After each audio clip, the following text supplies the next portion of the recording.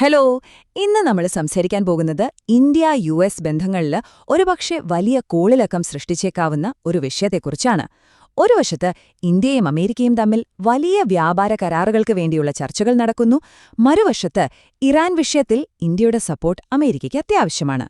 അപ്പോ ഈ ഒരു സാഹചര്യത്തിലാണ് ആരും പ്രതീക്ഷിക്കാത്തൊരു വാർത്ത വരുന്നത്. ഇന്ത്യയുടെ പ്രധാന രഹസ്യാന്വേഷണ ഏജൻസിക്കും ഒരു പ്രമുഖ സംഘടനയ്ക്കുമെതിരെ ഉപരോധം വേണമെന്നൊരു ശുപാർശ.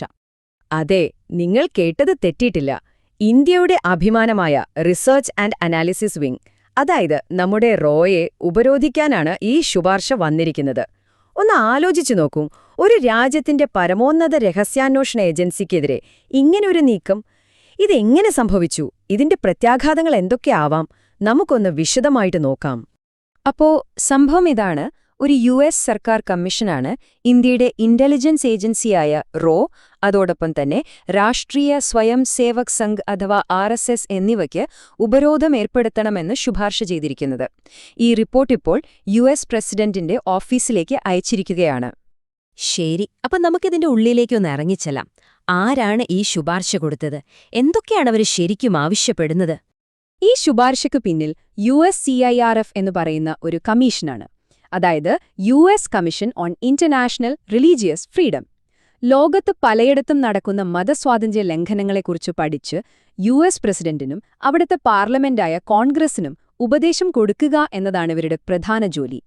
ഇവിടെ നമ്മൾ ഒരു കാര്യം മനസ്സിലാക്കണം. ഈ കമ്മീഷന്റെ ശുപാർശകൾക്കൊന്നും നിയമപരമായൊരു പിൻബലവുമില്ല. ഇതൊരു ഉപദേശം മാത്രമാണ്. പക്ഷേ അമേരിക്കയുടെ വിദേശ നയത്തെ സ്വാധീനിക്കാൻ ഇവർക്ക് നല്ല കഴിവുണ്ട്.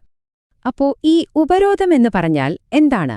സിമ്പിളായി പറഞ്ഞാൽ രണ്ട് കാര്യങ്ങളാണ് അവർ പ്രധാനമായും ആവശ്യപ്പെടുന്നത്.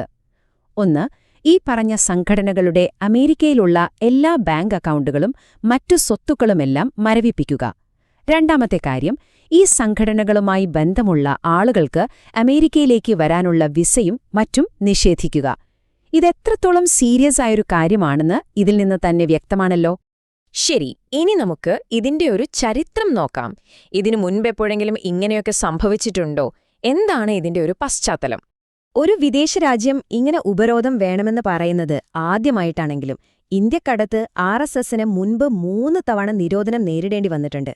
1948 ഗാന്ധി വധത്തിനു ശേഷം, പിന്നെ 1975 അടിയന്തരാവസ്ഥയുടെ കാലത്ത്, അവസാനം 1992 ബാബറി മസ്ജിദ് സംഭവത്തിനു ശേഷവും. ഈ 3 തവണയും കോൺഗ്രസ് സർക്കാരുകളാണ് വിലക്ക് കൊണ്ടുവന്നത്. പക്ഷെ പിന്നീട് കോടതി ഇടപെട്ട് ഈ നിരോധനങ്ങളെല്ലാം നീക്കുകയായിരുന്നു. എന്തായാലും ഒരു വിദേശ രാജ്യം ഇങ്ങനൊരു ശുപാർശ ചെയ്യുന്നത് ഇത് ആദ്യമാണ്. ഈ വിഷയത്തിൽ ഇന്ത്യയിലെ രാഷ്ട്രീയ പാർട്ടികളുടെ നിലപാടും വളരെ പ്രധാനമാണല്ലേ? ഇന്ത്യയിലെ പ്രധാന പ്രതിപക്ഷ പാർട്ടിയായ കോൺഗ്രസ് ഈ ശുപാർശയെപ്പറ്റി പറഞ്ഞത് ഇത് ഇന്ത്യയുടെ ഐക്യത്തിന് ഒരു വിഷമാണ് എന്നായിരുന്നു. ഇനി ഈ വിഷയത്തെ ആകെ മാറ്റിമറിക്കാൻ കഴിവുള്ള ആ ഒരൊറ്റ ഘടകത്തിലേക്ക് വരാം. President Donald Trump. സാധാരണയായി അമേരിക്കൻ പ്രസിഡന്റുമാരുടെ നിലപാടുകൾ നമുക്കൊരു പരിധിവരെ പ്രവചിക്കാൻ പറ്റും. എന്നാൽ ട്രംപിന്റെ കാര്യം അങ്ങനെയല്ല. അദ്ദേഹത്തിന്റെ രീതികൾ പ്രവചിക്കാൻ വളരെ ബുദ്ധിമുട്ടാണ്. അതുകൊണ്ടുതന്നെ മുൻപത്തെ പോലെ ഈ ശുപാർശ അങ്ങ് തള്ളിക്കളയും എന്ന് നമുക്ക് ഉറപ്പിച്ചു പറയാൻ പറ്റില്ല. അതായത് ട്രംപിന്റെ ഈ പ്രവചിക്കാൻ പറ്റാത്ത സ്വഭാവം കാരണം ഈ ശുപാർശ ഇന്ത്യയുമായി വിലപേശാനുള്ളൊരു ആയുധമായി അദ്ദേഹം ഉപയോഗിച്ചേക്കാം. ഒരാശയപരമായല്ല, മറിച്ച് തികച്ചും ഒരു കച്ചവട താൽപര്യത്തോടെ ആയിരിക്കും അദ്ദേഹം ഇതിനെ കാണുക. പക്ഷേ ഈ റിപ്പോർട്ടിലെ യഥാർത്ഥ അപകടം ഈ പറഞ്ഞ ഉപരോധങ്ങൾ മാത്രമല്ല, അതിലും വലിയൊരു ഭീഷണി ഇതിൽ ഒളിഞ്ഞിരിപ്പുണ്ട്. നമ്മൾ ഇതുവരെ സംസാരിച്ചതിനേക്കാളൊക്കെ ഗുരുതരമായ എന്ത് കാര്യമായിരിക്കും ഈ റിപ്പോർട്ടിൽ ഇനിയുള്ളത്? ഇതാണ് ആ ശുപാർശയിലെ ഏറ്റവും അപകടം പിടിച്ച ഭാഗം. ഇന്ത്യയെ മൊത്തത്തിൽ പ്രത്യേക ആശങ്കയുള്ള ഒരു രാജ്യമായി, അതായത് കൺട്രി ഓഫ് പെർട്ടിക്കുലർ കൺസേൺ ആയി പ്രഖ്യാപിക്കണമെന്ന നിർദ്ദേശം. അങ്ങനെയൊരു കൺട്രി ഓഫ് പെർട്ടിക്കുലർ കൺസേൺ എന്നൊരു ലേബൽ ഇന്ത്യക്ക് കിട്ടിയാൽ അതിന്റെ പ്രത്യാഘാതങ്ങൾ വളരെ വലുതായിരിക്കും. സാമ്പത്തിക ഉപരോധങ്ങൾ മുതൽ നയതന്ത്രപരമായി ഒറ്റപ്പെടുന്നതുവരെ സംഭവിക്കാം. ഇതിന്റെ കൂടെ വരുന്ന മറ്റൊരു ശുപാർശയാണ് ഇന്ത്യയിലേക്കുള്ള അമേരിക്കൻ ആയുധ കയറ്റുമതി നിർത്തുക എന്നത്.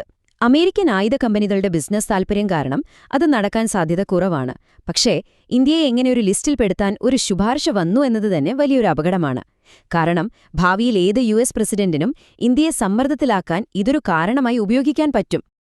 അപ്പോൾ ഇതെല്ലാം കൂടി കേട്ട് കഴിയുമ്പോൾ നമ്മൾ എന്താണ് മനസ്സിലാക്കേണ്ടത്? എന്താണിതിന്റെയൊക്കെ ഒരു ചുരുക്കം? ഈ ശുപാർശകളെല്ലാം ഉടനടി നടപ്പാക്കും എന്ന് കരുതുന്നതിനേക്കാൾ അമേരിക്കയുടെ കയ്യിലുള്ള ഒരു തുറുപ്പുചീട്ടായി ഇതിനെ കാണുന്നതാണ് ശരി. ഭാവിയിൽ ഇന്ത്യയുമായി എന്തെങ്കിലും കാര്യങ്ങളിൽ വിലപേശേണ്ടി വന്നാൽ ഉപയോഗിക്കാൻ പറ്റുന്ന ഒരു കിഡിലൻ പ്രഷർ ടാക്ടിക്സ്. അപ്പോ ഇവിടെ ഒരു പ്രധാനപ്പെട്ട ചോദ്യം ബാക്കിയുണ്ട്. ഇത് വെറുമൊരു നയതന്ത്രപരമായ സമ്മർദ്ദ തന്ത്രം മാത്രമാണോ, അതോ ഇന്ത്യയും അമേരിക്കയും തമ്മിലുള്ള ബന്ധത്തെ എന്നേക്കുമായി മാറ്റിമറിക്കാൻ സാധ്യതയുള്ള ഒരു അപകടകരമായ തുടക്കമാണോ ഇത്? ഇതിനെക്കുറിച്ച് നിങ്ങൾക്കെന്ത് തോന്നുന്നു? നിങ്ങളുടെ അഭിപ്രായങ്ങൾ തീർച്ചയായും അറിയിക്കുക. മറ്റൊരു വിഷയവുമായി നമുക്ക് വീണ്ടും കാണാം.